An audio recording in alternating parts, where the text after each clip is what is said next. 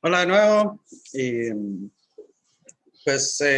Continuamos con este tema que estamos hablando un poquito de semántica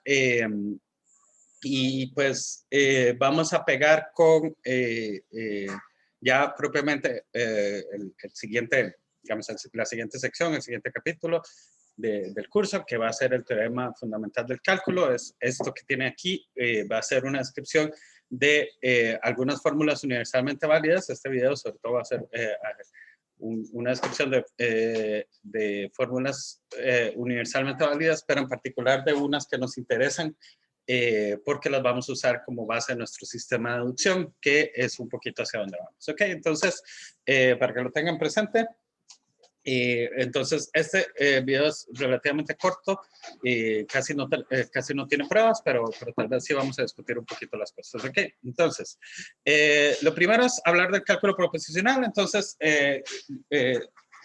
tal vez es bastante posible que ustedes nunca han visto el cálculo proposicional desde un punto de vista teórico, digamos, sino simplemente un poquito como se ve en 150, que es aprenda a hacer tablas de verdad y aprenda a qué es una tautología y cosas así. Y pues, de hecho, en este curso no vamos a hacerlo con todos los detalles, porque la verdad es que no hace tanto tiempo y en cierta medida lo que hemos estado haciendo va a extender el cálculo proposicional. ¿De qué forma? Justamente esta es la forma exacta en donde en cierta medida se extiende el cálculo proposicional. Entonces, ¿qué es?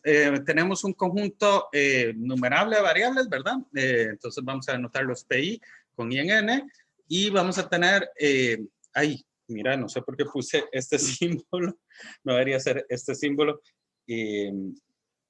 Ya sé exactamente qué fue lo que me pasó, que puse no igual y no neg, que es negación, ¿verdad? Entonces aquí debería ser negación y aquí sí voy a meter los paréntesis porque realmente aquí no vamos a hacer todo con detalles, entonces de una vez podemos meterlos simplemente para que todo sea más sencillo. Y entonces, este va a ser nuestro alfabeto y entonces vamos a considerar el conjunto de fórmulas del cálculo proposicional es el menor conjunto FMLP, tal que pues contiene API para todo I. Y además, si F y G están en FML sub P, entonces no F y G sí también están. Ok, entonces básicamente es la misma idea de algunos de los ejemplos que hemos hecho. Esencialmente creamos un conjunto de fórmulas simplemente como el menor conjunto que contiene tal cosa y que está cerrado bajo ciertas cosas. De nuevo, ustedes pueden hacerlo como un poquito práctico para ver si han entendido bien esto. Pueden empezar a desarrollar un poquito el cálculo proposicional en vista de las cosas que hemos hecho, probando, por ejemplo, pueden definir la altura, ¿verdad? Empezando con los PIs abajo y luego ir complicando y entonces dar una descripción de abajo hacia arriba de conjunto de fórmulas del cálculo proposicional y todo, y pueden probar un teorema de lectura única y todo lo que quieran, ¿ok? Pero bueno, vamos a hablar entonces además de una asignación de valores de verdad. Esto va a ser una función simplemente que a cada PI le asigna un 0 o 1, ¿ok? Lo tradicional es que el 0 significa falso y el 1 verdadero, ¿ok? Y entonces, básicamente lo que se está pensando es que a cada una de estas variables son las proposiciones, por eso el cálculo proposicional las proposiciones son a priori cosas que son o que pueden ser verdaderas o falsas y punto, ¿ok? Y entonces las proposiciones yo le asigno 0 y 1 y dependiendo de su valor, o la idea a la larga es que extender esto. ¿Cómo lo vamos a extender? Lo vamos a extender a todo este conjunto siguiendo las siguientes reglas y es simplemente delta de la negación de f es igual a 1 menos delta de f y delta de f y g va a ser delta de f por delta de g. ¿Ok? Esto es esencialmente las tablas de verdad, ¿verdad? Las clásicas. Tal vez ustedes recordarán, tal vez se los mencionaron en 150. Pero con esto es suficiente para ya tener todos los cuantificadores, todas las conectivas usuales, ¿verdad? O sea, el O se define a partir de De Morgan, el implica se define a partir del O, digamos, y el sí solo sí se define a partir del implica y así, o sea, hay algunos ejercicios bonitos, por ejemplo, el cálculo proposicional se puede hacer todo con un solo símbolo y no solo un solo símbolo, sino un símbolo, no, sí es binario, un símbolo binario que, si no me equivoco, es el NOR, pero ahorita no lo recuerdo. Entonces, pero como es de esos símbolos que uno no usa tanto, entonces no es tan fácil, ¿ok? O sea, no es que no es tan fácil, sino que no es tan natural y uno no necesita como que hacerlo para nada particular, pero bueno. El caso es que entonces tenemos esta extensión y vean que esencialmente lo que estamos diciendo es, si yo estoy asumiendo que los PI tienen este valor, o sea, son falsos o verdaderos, estoy extendiendo la fórmula o el valor de verdad de esas variables a las fórmulas de la forma en la que uno espera, digamos, o sea, y pues bueno, a partir de eso, entonces vamos a decir que f es una tautología si para cualquier asignación de valores de verdad, delta de f es igual a 1, ¿ok? Entonces esto es algo muy natural, ¿verdad? Que ustedes ya conocen, por ejemplo, A o no A, es el típico ejemplo, A o no A es una tautología, es verdadero siempre, ¿ok? No importa la asignación de valores de verdad. Igual también, insisto, ustedes pueden darse el lujo ya ustedes tienen las herramientas y ustedes podrían hacerlo, de probar cosas como, aparte de lectura única, también pueden probar como los demás estos que vimos sobre que si PI son las variables que aparecen en la fórmula F, para algunos sí, entonces dos asignaciones que coincidan en esos van a tener el mismo valor y pueden hacer todo ese tipo de cosas que hicimos, que hemos hecho en el cálculo de predicados para estas cosas, pero nosotros no lo vamos a hacer, vamos a asumirlas como verdaderas, ¿ok? Y pues bueno, ya con esto vamos a escribir entonces f de q1, qn, justamente eso, como igual que como lo hemos hecho con el cálculo de esto, o sea, estas son las variables que potencialmente aparecen en F. Aquí es más, bueno, o sea, tal vez no es exactamente lo mismo porque nosotros lo hemos usado para variables libres. Aquí todas las variables están libres, o sea, no está ese concepto de libre o no libre, ¿verdad? Pero el punto esencial aquí es que todas las variables que tiene F van a aparecer en estos quiz. ¿Ok? Y pues bueno, evidentemente podría estar metiendo aquí gente que sobra. Eso es por facilidad, pero bueno, el punto de esta fórmula es una secuencia finita, entonces va a tener solo una cantidad finita de esas cosas, ¿verdad? Y pues bueno, si Phi1, Phi-n son L fórmulas, y aquí ya sí estoy hablando del cálculo de predicados, ¿verdad? El cálculo de primer orden que hemos estado haciendo.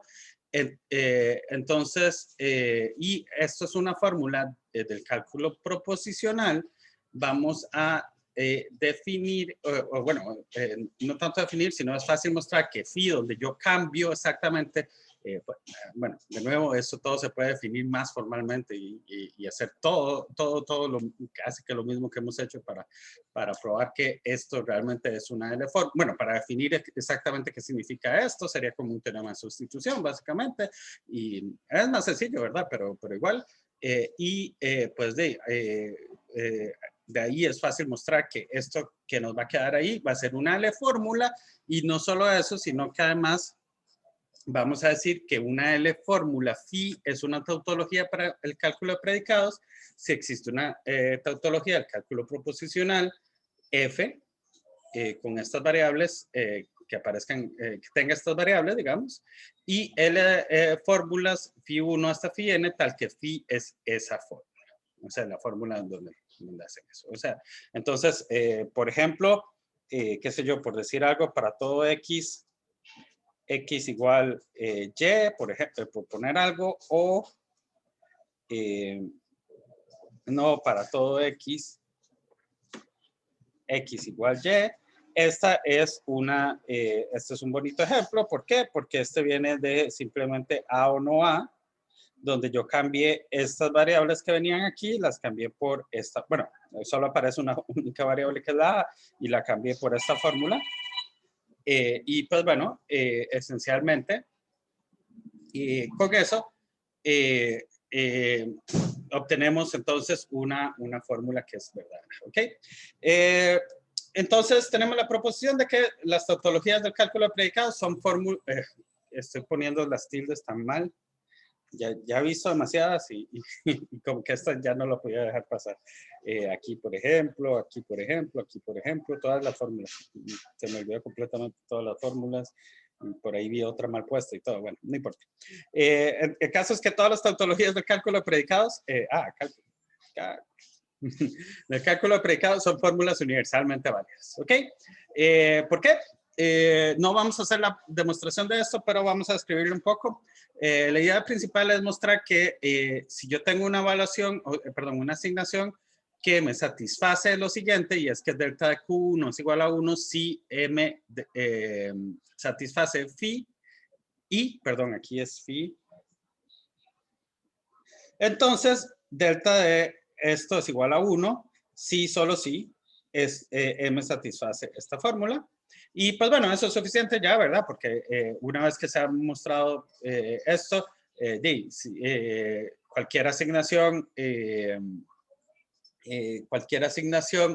de esto, o sea, cualquier asignación me va a hacer que esto sea igual a 1 y pues entonces esto es cualquier, va a ser verdadero en cualquier M, básicamente, a grosso modo. Luego, para hacer esto, entonces, habría que desarrollar teoremas de lectura única para el cálculo proposicional y luego ya cuando uno desarrolla una inducción sobre las fórmulas del cálculo proposicional y puede mostrar esto con eso. Pero bueno, básicamente esa es como la idea de atrás. Pueden pensarla, si les llama la atención, pueden pensar un poquito más lentamente y ver qué se puede. Bueno, vamos a hablar de otros dos tipos de fórmulas universalmente válidas que, como les digo, van a formar la parte central de la parte que sigue. Pero bueno, el piso cero en cierta medida en la parte que sigue. Pero bueno, eso va a quedar más claro más adelante. Los axiomas de igualdad. Entonces, esto es esencialmente una proposición y es que las siguientes son fórmulas universalmente válidas y pues son para todo xy es igual a xy, ¿ok? Esto es para cualquier y en n, ¿verdad? Entonces xy son las variables de nuestro lenguaje y pues esto es reflexividad de la igualdad. Aquí vamos a tener, ¿cómo se llama la otra? Simetría. Aquí vamos a tener transitividad y pues esto es bastante natural, ¿verdad? Y la razón por la que es porque justamente construimos la satisfactibilidad de tal forma que estas cosas van a ser necesariamente verdaderas, en todo caso, porque siempre vamos a interpretar la igualdad como la igualdad y entonces esto necesariamente son verdaderas, ¿ok? Pero va a haber un par de reglas más. Las reglas, de hecho, son una cantidad infinita, pero bueno, en todo caso, son las siguientes. Para cada símbolo de función n-ario, no, tal vez no son infinitas, porque es una para cada, no, sí, porque depende de las variables. Bueno, no importa. Para cada símbolo de función n-ario, f y cualquier conjunto, vean que aquí tengo el doble de la aridad, ¿verdad? Tengo 2n variables.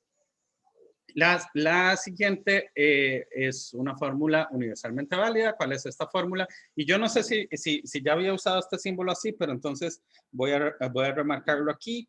Esto es simplemente lo que esperarían y es un i que me contiene a todos, ¿verdad? Aquí hay que probar, digamos, habría que probar que el orden del i no importa y pues bueno, eso también se desprende del universal, de los detalles anteriores, pero bueno, no, vamos a meter eso como dentro de la alfombra y entonces no nos vamos a molestar por eso. Pero bueno, entonces esto es simplemente la conjunción de todas estas fórmulas y pues bueno, aquí cometí un error además y se los digo una vez porque también es algo bueno tener en cuenta. Yo siempre voy a usar una sola línea en las flechas en la implicación cuando estoy hablando de fórmulas. Esto es porque es muy normal en Math usar esto para implica, pero cuando estamos hablando normal. Entonces, para diferenciar los dos, entonces yo voy a usar solo este, ¿ok? Ahí fue que se me fue completamente, entonces esto es un implica. Y pues implica, pero del lenguaje. Y pues bueno, entonces esta fórmula, ¿qué es lo que me dice esencialmente? Me dice que si tengo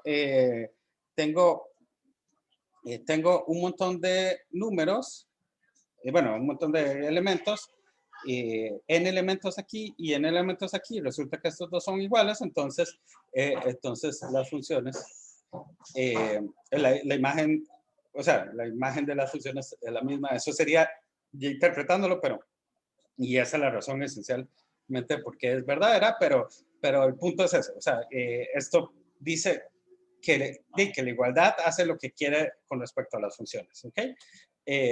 Lo que debe con respecto a las funciones.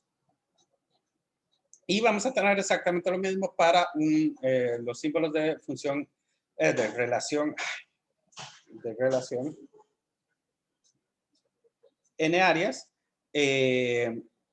los símbolos de relación n áreos, pues esencialmente entonces vean que aquí lo que estamos diciendo es si tengo un montón de variables, y aquí debería haber sido y también, qué montón de errores. Si aquí tengo y son iguales a los y más n, ¿verdad? Y además estos se satisfacen, vean que las relaciones se satisfacen, sí o no, ¿verdad? Entonces, si esta se satisface, entonces R de las que son iguales también se satisface. Entonces, estos son yes. Uso Y para no usar X porque X y es una variable. Entonces estoy diciendo Y es simplemente alguna variable, pero no necesariamente la misma numeración que las que tenemos. ¿Ok? La prueba de esto es muy fácil, esencialmente. O sea, es simplemente el hecho de que qué es lo que significa realmente la igualdad o cómo interpretamos la igualdad. La igualdad se interpreta como la igualdad y pues digo, o sea que por ejemplo, digamos en esta, veamos a ver qué tan complicado puede ser esto. Esencialmente nos damos una estructura y entonces nos damos A, B, C hasta, bueno, A1, A2, hasta A sub 2n elementos de la estructura y pues asumo que A1 es igual a 1 más 1 y asumo todas las igualdades particulares, 1 más n era, y A sub 1 es igual a A sub 1 más n, y pues de ahí esencialmente ¿qué va a hacer esto? Va a ser f de A1 y como son iguales, entonces estas dos cosas tienen que ser iguales. No hay nada mayor en esta prueba, ¿ok? Entonces no vamos a hacer para nada detalle de estas pruebas. Ahora sí, vamos a hablar de los axiomas de cuantificación. Estos son tres. Estas no son las únicas, digamos, como las únicas propiedades que vayan a ser ciertas para los cuantificadores, son simplemente las que nos vamos a basar para todas las demás. Luego va a quedar más claro, pero el detalle de nuevo es lo que vamos a hacer es mostrar que unas cuantas fórmulas en particular o conjuntos de fórmulas son universalmente válidas. ¿Cuáles van a ser estos? Primero, aquí vean, hay infinitos axiomas de cuantificación porque por cada variable, por cada fórmula phi va a haber uno, y aquí tenemos si X no es una variable libre de phi, entonces yo puedo esencialmente, bueno, esta cosa aquí va a ser una fórmula universalmente válida, es para todo X. Phi implica sí, es lo mismo, bueno, implica, phi implica para todo X sí. ¿Ok? Esta va a ser una para toda variable X y para todo término T. Phi, donde tengo sustituido a T por X, implica existe un X tal que phi. ¿Ok? Esto es bastante natural, ¿verdad? O sea, si yo tengo, si realmente tengo un término, entonces voy a tener una existencia. O sea, un término que me satisface esto, entonces voy a tener una existencia. ¿Ok?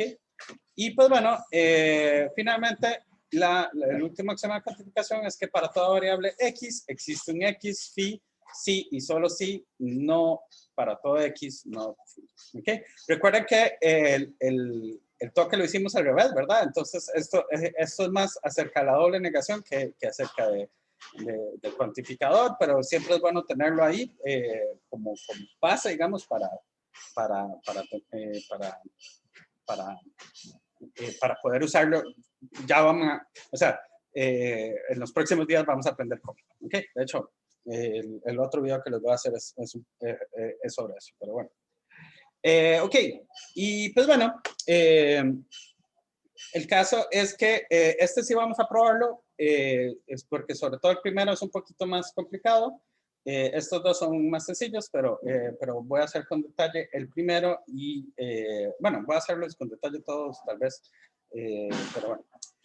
Lo primero es que, bueno, entonces tenemos esta, ¿verdad? Esta fórmula y que queremos ver que es universalmente válida, entonces nos damos X en free de phi y sea M una estructura cualquiera, ¿verdad?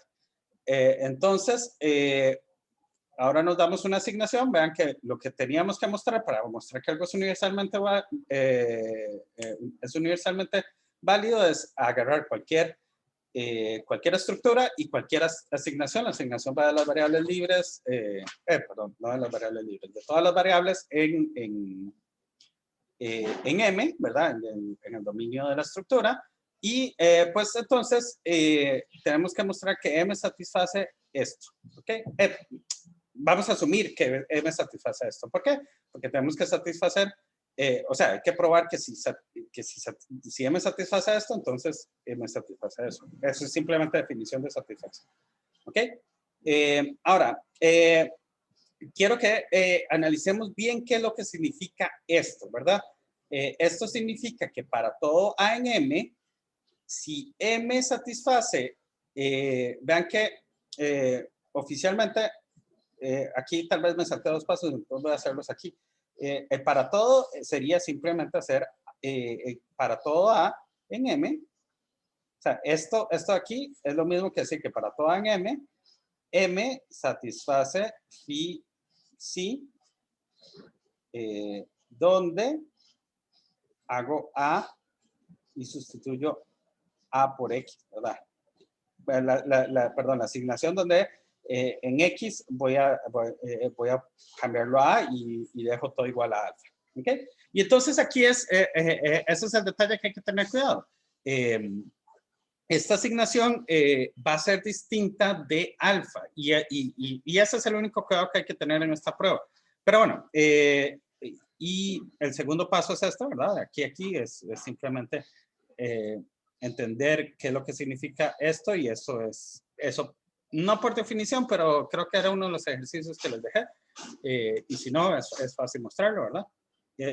Y digamos, no es por definición, simplemente porque la implicación no es de las cosas que definimos, o más bien es de las cosas que definimos a partir de otras, pero bueno. El caso es que entonces, esencialmente nuestra hipótesis es que para todo A en M, si M satisface la fórmula phi evaluada en los alfa, donde cambié la A por X, entonces M va a satisfacer phi en la asignación donde cambié donde X me da A. ¿Ok? En la misma alfa, para el mismo alfa. El alfa está fijo, ¿verdad? Entonces, ahora, noten qué es lo que hay que mostrar. hay que mostrar esto, ¿verdad? ¿Qué significa mostrar esto? Es que si yo tengo phi evaluado en alfa, entonces tengo m satisface para todo x psi evaluado en alfa. ¿Ok? Ahora, entonces, aquí es donde está el detalle. ¿Ok? Yo tengo phi en esta evaluación, pero mi hipótesis me da phi en esta evaluación, que es otra, completamente distinta. Entonces, aquí es donde hay que tener cuidado, porque entonces yo no puedo simplemente irme para acá y decir, ok, uso esta hipótesis para luego irme acá y de acá obtener esto. ¿Ok? Porque a priori estas dos asignaciones son distintas. Pero, ¿qué es lo que pasa? Son distintas en un lugar donde no me importa. ¿Qué es exactamente? Esto es un lema que habíamos probado en estos días. No recuerdo si fue hasta la semana pasada, pero es un lema que probamos. Y era que si dos asignaciones, en este caso alfa y phi de alfa, coinciden en las variables libres de phi, entonces van a ser iguales. Como x no es una variable libre de phi, entonces definitivamente estas dos asignaciones coinciden en las variables libres, porque el único lugar donde no coinciden es en x y, bueno, potencialmente en x, no sabemos, pero ese no cuenta por el lema ese que probamos. Entonces estas dos cosas, esto es cierto, sí, solo si esto es cierto. Entonces, ya con eso simplemente podemos decir, ok, si yo tengo que pasar esto, voy a tener que pasar esto para cualquier A en M, de hecho, para cualquier A en M, yo voy a tener que estas dos cosas son iguales, y al tener esta, voy a tener esto, y al tener esto, voy a tener esto, y pues listo, esencialmente obtengo esto aquí, y por la hipótesis obtengo esto aquí. Para toda A en M, M satisface esto, y por lo tanto tengo M satisface para todo X phi de A. Entonces, como a partir de esto logré mostrar esto, tengo esto de aquí, que era lo que había que mostrar. Ok. Bueno, voy a cambiar de color, no sé. Siento que negro sobre negro es muy aburrido. Ok. Como les digo, vamos a hablar un poquito de las pruebas de los otros dos axiomas. Entonces voy a recordar los otros dos axiomas. Es phi, donde cambié t por x, implica existe x de phi. Ok, entonces, bueno, ese era el primero. Y el segundo es simplemente esta reescritura de el existe como negaciones de para todos. Y pues bueno, entonces, para el siguiente, esencialmente, ¿qué es lo que hay que hacer? Simplemente tomamos una L estructura cualquiera y alfa una asignación. Vean que una asignación tal que M satisface phi de t, donde sustituye phi, la variable phi, con el cambio es, perdón, la fórmula phi, donde he cambiado todos los x por t, ¿ok? Y esto tengo que asignarlo en alfa. Y aquí se nos va a venir muy útil un lema que mostramos antes, que era el lema de sustitución. Esto lo vimos el lunes, si no me equivoco. Era ese que es medio complicadillo, pero aquí se ve un poquito su utilidad. Esto aquí implica que, recuerden que era esta cuestión de que yo puedo intercambiar qué hago primero. Si hago primero la asignación en los términos, o si hago primero la sustitución y luego la asignación. Y esencialmente entonces eso es lo que hacemos. Simplemente cambiamos esto aquí, por el lema de sustitución, que me dice, ok, haga phi, y no hace la sustitución, o sea, no hace la sustitución aquí, sino que haga alfa, evalúe tm en alfa, y ahí hace el cambio de, pues, bueno, no es el cambio, sino que hace la asignación que a x lo envía a t a la m de alfa. Recuerden que t a la m de alfa, esto aquí es un elemento de m, de la estructura. Y entonces, esencialmente, t a la m de alfa, que como les digo está en m, y por definición de satisfacción, tengo que existe un alfa que tal que m satisface phi de alfa, Y pues de eso es simplemente me satisface, existe un X tal que phi en alfa. ¿Ok? Que era lo que había que mostrar. Y pues bueno, para la prueba 3, insisto, esta era la más sencilla, digamos, tal vez, era nada más notar que lo que estamos probando es propiamente existe X phi, sí, solo sí, no, no, existe X, no, no, phi. Y pues bueno, debería ser fácil entender que esto de aquí, una vez que ustedes lo interpretan, es negar que M satisfaga lo siguiente, y negar en el mundo usual es lo mismo que no hacer nada, y pues bueno, esencialmente de ahí uno lo obtiene. ¿Ok? Un buen ejercicio sería entonces que escriban bien la prueba de esto, con todos los detalles, así se verifican que están probando bien las cosas. Ok, con eso terminamos las fórmulas universalmente válidas. Como les digo, no es que todas las fórmulas universalmente válidas sean alguna de estas, sino que estas son las que nos van a interesar. Por ejemplo, por ponerles una que no está aquí y que luego vamos a ver, o sea, ustedes pueden probarlo, pero existe X, existe X1, phi, sí, solo sí, existe X1, existe X0, phi. Esta fórmula es una fórmula universalmente válida y no está dentro de estas, pero justamente vamos a ver en el próximo video una forma de probar este tipo de cosas. Por ejemplo, o sea, es una forma de probarlo. Pueden probar esto como hicimos estas pruebas, ¿verdad? Completamente. Ahí les puede salir, pero vamos a hacerlo de otras formas. Y justamente aquí es donde empieza digamos, el gran teorema del curso, sobre todo esta primera parte del curso, que es el teorema de incompletitud, y es que la forma en la que vamos a hacerlo en el próximo video es muy distinto de esta forma. De esta forma en la que estamos haciéndolo, pero a la larga son la misma. ¿Ok? Bueno, todo esto va a tener más sentido más adelante, entonces no se preocupen. Entonces, pues bueno, con esto termino este video y voy a hacerles otro video, como les digo, y pues nos vemos el lunes.